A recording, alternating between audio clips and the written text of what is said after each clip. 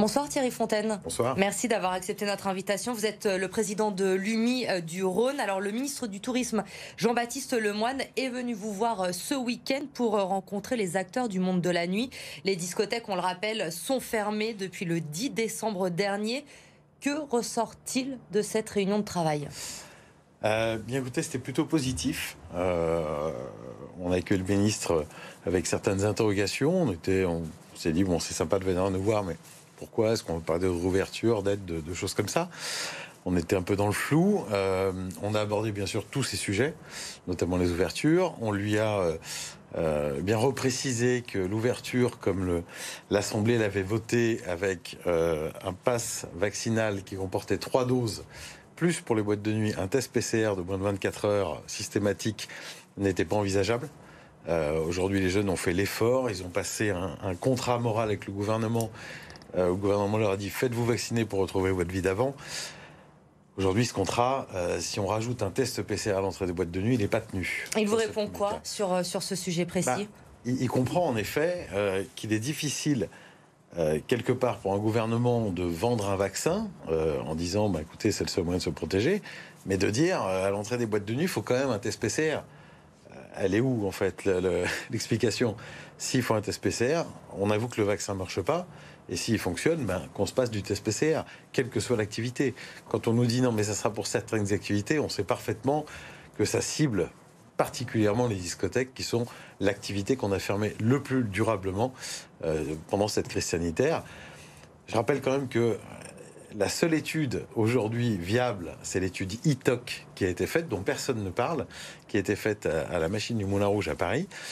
Cette étude fait sur environ 4000 personnes qui sont sortis en boîte en étant vaccinés, sans masque, sans mesure de distanciation sociale, mais avec une ventilation, comme on le vend depuis le début au gouvernement. Par rapport aux 2000 personnes qui sont restées chez elles, il n'y a aucune surcontamination des gens qui ont participé à la soirée. C'est-à-dire, dans la soirée, on n'a pas eu plus de cas positifs avec des tests 7 jours après que les gens qui n'ont pas participé. Et on n'a pas eu non plus de surinfection par rapport à la population parisienne pendant le même temps. Donc, enfin une étude qui prouve que les boîtes de nuit ventilées, puisque le gouvernement ne parle de ventilation, toutes les boîtes en France sont hyper ventilées, ça fonctionne. Avec ces arguments, est-ce qu'il vous a donné des perspectives de réouverture pour les boîtes de nuit? Est-ce que vous vous êtes fixé une échéance? Alors, c'était compliqué pour lui de donner des perspectives, puisque ça dépend d'un conseil de défense. C'est pas lui qui est président, il nous l'a rappelé. Il y aura un conseil de défense sanitaire ce jeudi. Exactement. En revanche, il a pris tous nos arguments, notamment la ventilation, le pass vaccinal, le message auprès des jeunes. Il a pris tous ces points qui va remonter au prochain conseil de défense pour prendre des décisions, j'espère, de bon sens pour les établissements de nuit. Il faut oublier qu'il y a une économie derrière, il y a des professionnels qui sont dans une détresse psychologique importante, il y a des jeunes qui, ça fait quand même 2 ans qu'on leur vole un peu leur jeunesse, les 18 ans, les 20 ans, les faites qu'une fois. Ceux qui sont nés entre mars et juin, ils n'ont pas fait leur 18, ils n'ont pas fait leur 19, c'est quand même compliqué. Il faut qu'on aille de l'avant. On a parlé aussi des aides au secteur, puisqu'on a pas mal d'exclusions. On nous a dit qu'on nous offrait les charges sociales. On nous offrait, c'était une aide. De novembre-décembre, nos établissements ont été prélevés de ces charges sociales, donc il y a une inquiétude. L'accès aux aides qui est compliqué, il faut avoir fait moins de temps, chiffre d'affaires, etc.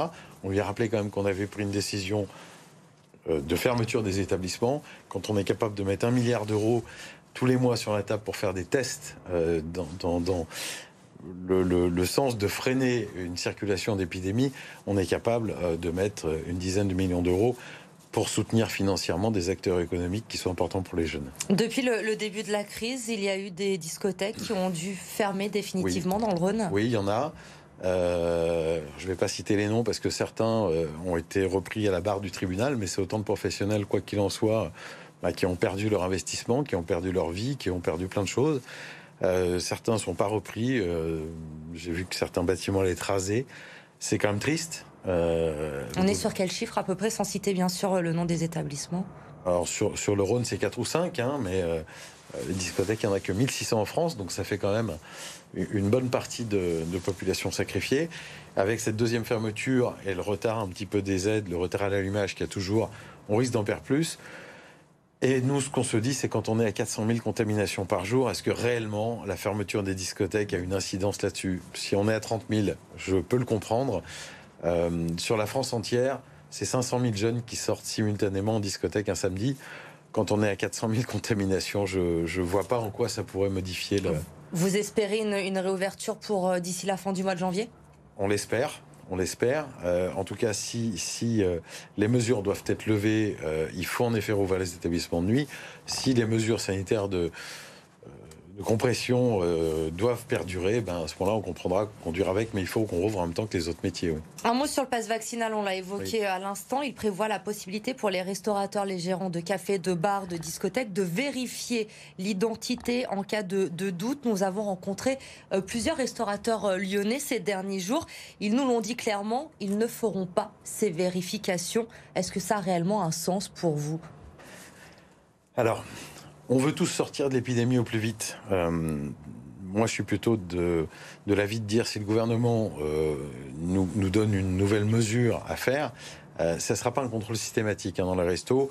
C'est au cas où on a un pass féminin devant nous et que c'est un homme qui est, en effet, on demandera à vérifier la pièce d'identité, mais c'est pas systématique, il ne faut pas que ça le devienne. Le gouvernement fait confiance à la population. Nous, on a envie de dire au gouvernement, OK, si on doit faire ces vérifications, OK, mais cette fois, promettez-nous qu'on sort vraiment de cette crise. Le secteur de la restauration qui a souffert justement de cette crise, on le sait, confronté notamment à des problèmes de recrutement. On estime aujourd'hui à 30% les postes vacants. En France, on est à peu près sur les mêmes chiffres dans le Rhône, j'imagine. C'est ça, à peu près, oui. Et les patrons et syndicats qui ont trouvé un accord, hausse des salaires de 16% en moyenne, le salaire minimum qui va passer à 1 668 € dans la restauration. Brut. Est-ce que, brut, oui bien sûr, est-ce que ça va, selon vous, attirer justement le personnel? Je l'espère. Je rappelle quand même qu'on a fait un focus sur nos métiers de la restauration. Les pénuries de personnes, il y en a partout. Il y en a le bâtiment, il y en a à l'hôpital, il y en a vraiment dans tous les secteurs, dans tous les métiers et dans l'Europe entière. Il faut à un moment donné arrêter de cibler vraiment la restauration. On a éventuellement des problèmes d'embauche comme partout. On ne va pas les résoudre qu'avec des salaires. Il faut aussi que le gouvernement nous donne un coup de main là-dessus parce qu'on nous l'a un petit peu imposé, une hausse aussi élevée. C'est ce que j'allais vous demander justement. J'imagine que aussi ça se paye. Est-ce que les restaurateurs vont pouvoir payer cette hausse de salaire? Est-ce que ça veut dire forcément que les prix à la carte vont augmenter? Alors, oui, les prix à la carte vont forcément augmenter. Il faut aussi que le gouvernement nous aide sur les charges sociales, sur la défiscalisation des usures supplémentaires. C'est tous des mécanismes. Quand le gouvernement impose quelque chose, moi je connais peu de restaurateurs qui roulent sur l'or. Les marges bénéficiaires sont environ de 5% au bilan à la fin. Augmenter les salaires de 16%, qui représentent quand même 40 à 45% de l'ensemble de l'entreprise, c'est colossal. Si on ne veut pas avoir des dépôts de bilan et des restaurateurs qui gagneront plus du tout leur vie, puisque c'est sur leur salaire qu'ils vont prendre. Un restaurateur, ça ne gagne pas 20 000 € par mois. C'est une moyenne à 2 000 € par mois. Il faut que le gouvernement fasse un effort. On nous a imposé une règle, OK, mais il faut un coup de main. Il faut vraiment un coup de pouce financier. Et ça passe par des exonérations de charges, des aides, enfin pas mal de choses pour soutenir le secteur, c'est important. Et le gouvernement vous répond quoi à ça? Pour l'instant, on n'a pas de réponse. Merci Thierry Fontaine d'avoir été notre invité ce soir sur BFM Lyon, d'avoir répondu à nos questions.